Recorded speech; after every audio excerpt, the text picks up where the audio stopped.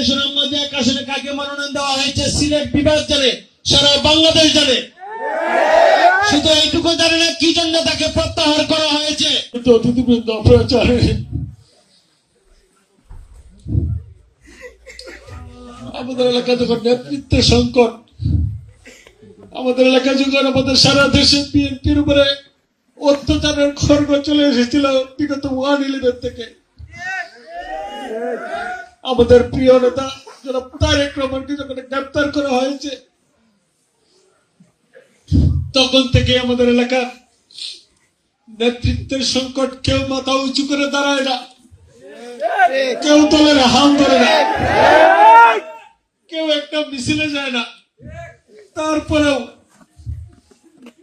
প্রথম যখন তাহিরপুরে মিছিল শুরু হয়, ব্যানারের মাঝে থেকে ডাক্তার রফিক চৌধুরী নমিনেশন নিয়ে এসেছিলেন, উনার সাথে ব্যানারের সাথে আমাকে মাঝে দেওয়া হয়েছে। নুরুল ইসলাম সাহেব ছিলেন সেই মিছিলে, আমি ছিলাম। সামনে থেকে নেতৃত্ব দেওয়া শুরু হয়েছে।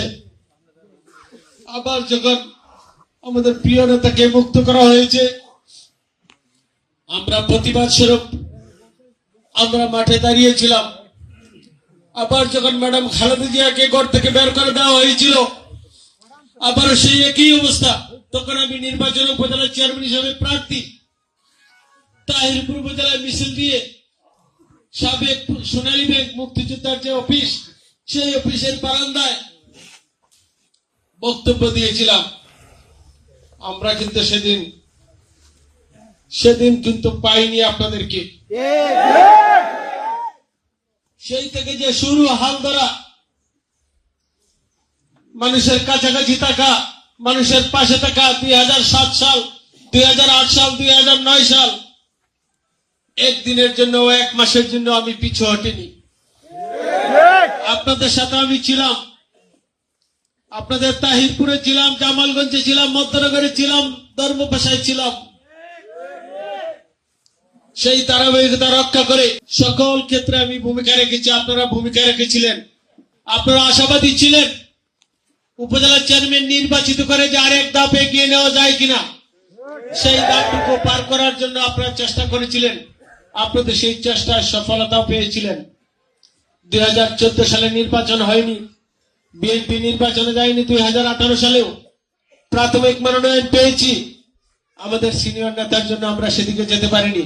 আবার যখন নির্বাচন এসেছে 2026 সালের, সেখানেও আমরা মনোনয়ন পেয়েছি, আপনাদেরকে মূল্যায়ন করা হয়েছিল। তারপর থেকে যে আমার উপরে এত জুলুম শুরু হয়েছে, এত অত্যাচার শুরু হয়েছে, এত নির্যাতন শুরু হয়েছে, মিথ্যা অপপ্রচার শুরু হয়েছে, একটি টিম কুৎসা রটিয়ে আমাকে ফাইনালি মনোনয়ন থেকে বঞ্চিত করা হয়েছে। সারা এক আসনে মানুষ জানে, সুনামগঞ্জে এক আসনে কাকে মনোনয়ন দেওয়া হয়েছে সিলেট বিভাগ জানে, সারা বাংলাদেশ জানে। শুধু এইটুকু জানে না কি জন্য তাকে প্রত্যাহার করা হয়েছে। শুধু এইটুকু জানি না আমাদের ভুল কোথায়।